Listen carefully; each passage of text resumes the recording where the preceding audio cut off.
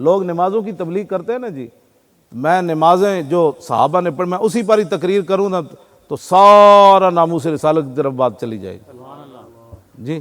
حضرت سلمہ بن اکوا یہ وہ صحابی ہیں جو گھوڑے سے تیز دوڑتے تھے۔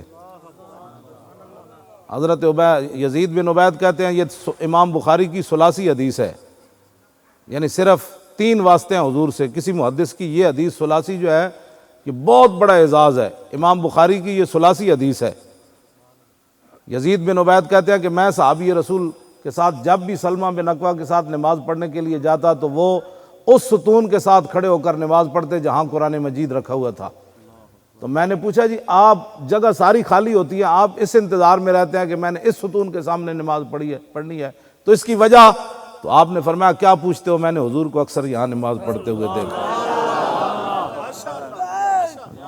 شوق تیرا اگر نہ ہو میری نماز کا امام، کہتے میں نے حضور کو یہاں پڑھتے ہوئے دیکھا۔ یہ بخاری کی ثلاثی حدیث ہے، یہ کبھی سنی آپ نے؟ بیان حق حضور کی شانیں چھپائی گئی۔ اتبان بن مالک کی آنکھیں کمزور ہو گئیں، یہ بھی بخاری میں ہے۔ انہوں نے عرض کی حضور آپ میرے گھر تشریف لائیں، ایک جگہ آپ نماز پڑھیں تاکہ میں اس جگہ پر نماز پڑھا کروں۔ تو میرے آقا نے یہ تو نہیں فرمایا نماز تو نے خدا کی پڑھنی ہے اور خیال میرا رکھنا ہے۔ شوق تیرا اگر نہ ہو میری نماز کا امام، شوق تیرا اگر نہ ہو میری نماز کا امام، شوق تیرا اگر نہ ہو میری نماز کا امام، میرا قیام بھی حجاب میرا سجود بھی حجاب۔ تو میرے آقا نے فرمایا اچھا میں آؤں گا آپ کے گھر، حضور آنکھیں میری کمزور ہو گئی ہیں تو میں گھر میں نماز پڑھنا چاہتا ہوں، تو آپ ایک جگہ آئیں تو میں اس کو جائے نماز بنا لوں گا۔ آپ میں جب بھی میں کھڑا ہوں گا تو میں کہوں میرے آقا نے یہاں پڑھی تھی، میرے آقا نے ایسے یہاں رکوع فرمایا تھا، حضور نے ایسے ہاتھ اٹھائے تھے، حضور بیٹھے ایسے تھے، حضور نے اس دن لباس ایسا پہنا ہوا تھا، حضور کی زلفیں یہاں تک پہنچی ہوئی تھی۔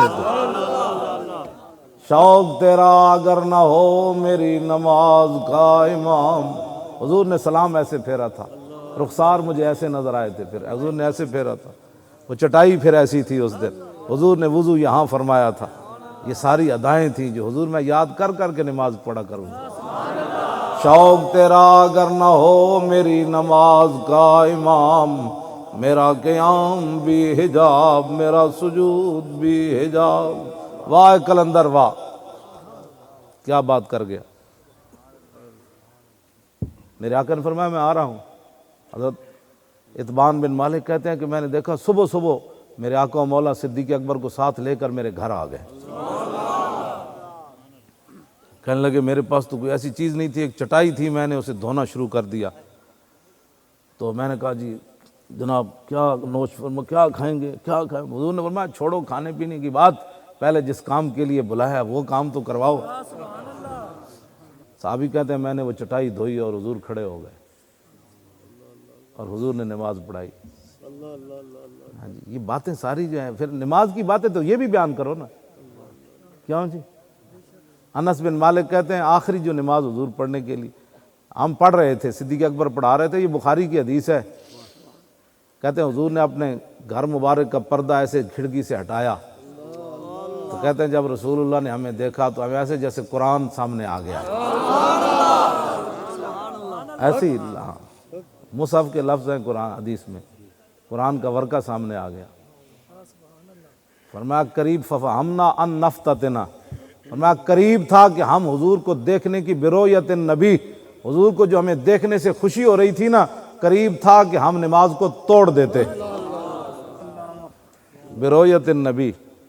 ہاں جی، لیکن حضور نے پردہ نیچے کا، حضور نے تبسم فرمایا، کہتے ہیں سارے کے سارے ہم حضور کو دیکھنا شروع ہو گئے۔ پڑھ نماز اللہ کی رہے تھے، حضور نے پردہ تو اس طرف سے ہٹایا، کعبہ شریف تو ایسے ہے، حضور کا گھر تو ایسے ہے، صحابہ ایسے منہ کر کے کھڑے تھے یا ایسے منہ کر کے کھڑے تھے، اس کا عقدہ تو آج تک نہیں کھلا۔ شوق تیرا اسی تے بڑا بڑا گل ہے تواڈے تے ہاضمے ہی کوئی نہیں، اسی بیان کریے تے۔